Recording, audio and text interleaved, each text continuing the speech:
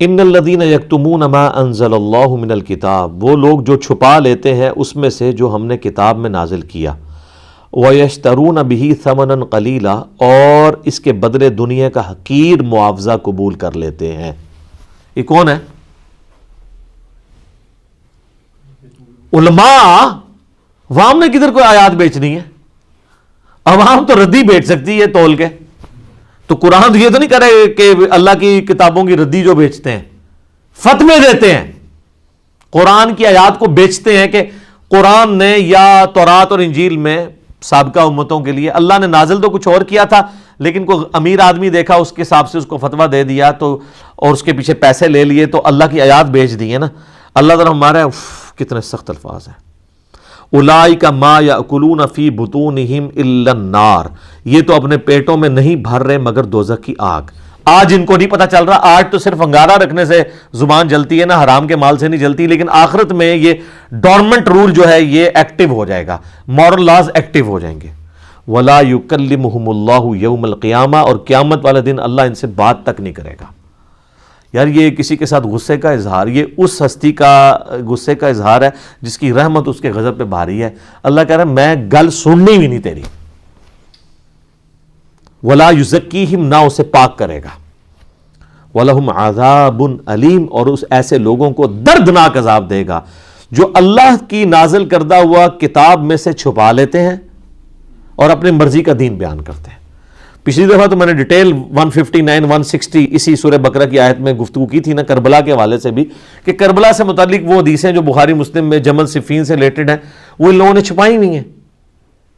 ہم بیان کرتے ہیں، کہتے ہیں کیوں کرتے ہیں؟ تو اللہ تو کہہ رہا ہے کہ جو اللہ کی بیان کردہ چیزیں، چاہے وہ دلائل النبوہ سے ہیں، کتاب میں شریعت بھی شامل ہے اور قرآن بھی شامل ہے، چھپا لیتے ہیں۔ اس میں تو آیا تھا اللہ کی لعنت، فرشتوں کی لعنت، تمام لعنت کرنے والوں کی لعنت۔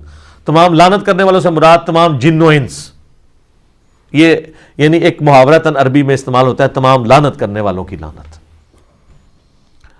تو اور پھر ابو داؤد، ترمذی، ابن ماجہ میں حدیث ہے کہ جس سے کوئی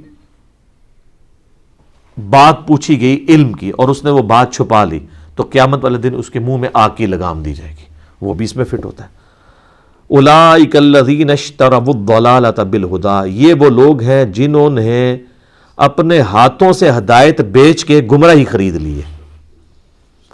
یعنی ہدایت ان کے ہاتھ میں کتاب کی شکل میں موجود تھی، وہ بیچ دی، اور گمراہی یعنی دنیا کا مال لے کر آخرت برباد کر دی۔ والعذاب بالمغفرہ، اور مغفرت اپنے ہاتھوں سے دے کے عذاب خرید لیا۔ یار دیکھو بالکل 180 ڈگری الٹا گیئر چل رہا ہے۔ ہدایت موجود تھی اللہ کی کتابیں، وہ بیچ دی، دنیا کا مال لیا، اللہ نے کہا یہ گمراہی لے لی، اور اس ہدایت سے فائدہ حاصل کر کے مغفرت قیامت والے دن کمانی تھی، وہ مغفرت تو ہاتھ سے دے کے اللہ کا عذاب الٹا قیامت والے دن جو ہے وہ خرید لیا۔ نعوذ باللہ من ذالک، اللہم اجرنا من النار۔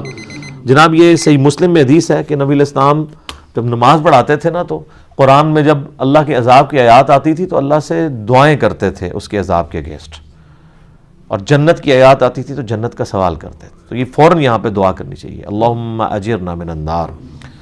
جناب آگے الفاظ دیکھیں کتنے رقت انگیز ہیں، فما اصبرہم علی النار، تو کتنا ہی صبر ہے ان کا آگ کے اوپر۔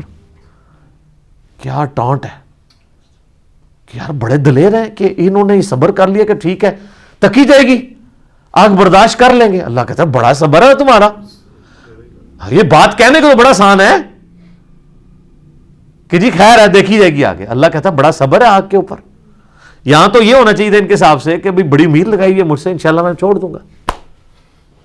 ہاں کہتے ہیں نا او اللہ بڑا غفور رحیم ہے، یہاں تو یہ ہونا چاہیے تھا نا، لیکن اللہ کہہ رہا ہے بڑا صبر ہے، یار بڑا جگر ہے کہ تم لوگوں نے آگ خرید لی ہے، یعنی تمہیں پتہ ہی نہیں کہ تھوڑے ایسی تھی تیسی پھرنے والی ہے، یہ مطلب ہے۔ فما اصبرہم علی النار، کتنا صبر ہے ان کا آگ کے اوپر یار۔ انہوں نے یہ سوچ لیا کہ ٹھیک ہے ہم دیکھی جائے گی یار جو کچھ، ایڈی دیدہ سے لے رہا ہوں۔ ذالک بان اللہ نزل الکتاب بالحق، یہ اس وجہ سے ان کے لیے سزا ہوگی کہ اللہ نے تو کتاب نازل کی تھی ایک مقصد کے تحت۔ وَإِنَّ الَّذِينَ اخْتَلَفُوا فِي الْكِتَابِ، اور بے شک وہ لوگ جو کتاب کے معاملے میں اختلاف میں آ گئے، وہ کہتے ہیں نا جی کتابوں کا دین چھوڑیں ہمیں بابوں کا دین بتائیں، تو سر یہ بنتا ہے نا ادھر کیا کہ مرنے سے پہلے اے مسلمان کر لے اس پہ غور، کتابوں کا خدا اور ہے اور بابوں کا خدا اور، کتاب ہی کتاب ہو رہی ہے. دیکھ لو کنی بار کتاب آ گئی جی. اے سر یہ قرآن تو قرآن بھی کتاب ہی لکھی ہے نا کہ یہ انجینئر صاحب کو وغیرہ قرآن پکڑے ہے.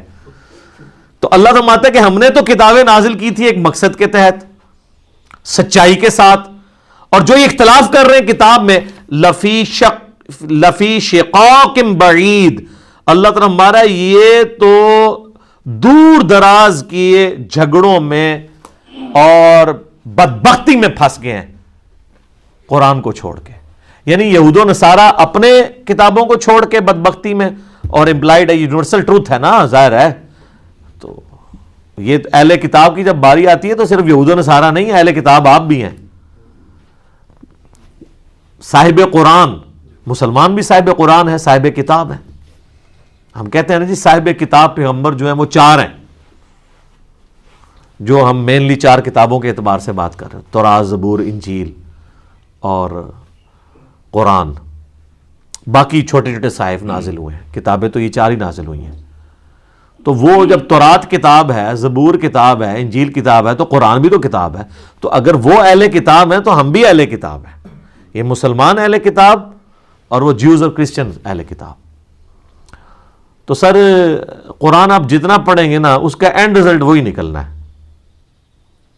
کیا کہ مرنے سے پہلے ہے مسلمان کر لے اس پہ غور، کتابوں کا خدا اور ہے، بابوں کا خدا اور جب تو نے ایک دفعہ بھی سیریس ہو کے اس پہ غور کیا نا تو یہ پھر تیرے اندر کی آواز ہوگی کہ نہ میں وابی نہ میں بابی، میں ہوں مسلم، علمی کتابیں. ٹھیک ہو گیا جی. اللہ تعالیٰ سے دعا ہے جو حق بات میں نے کہی اللہ تعالیٰ ہمارے دلوں میں راسخ فرمائے. اگر جذبات میں میرے منہ سے کوئی غلط بات نکل گئی اللہ تعالیٰ ہمارے دلوں سے محو کر دے. ہمیں کتاب و سنت کی تعلیمات پر عمل کر کے دوسرے بھائیوں تک پہنچانے کی توفیق عطا فرمائے.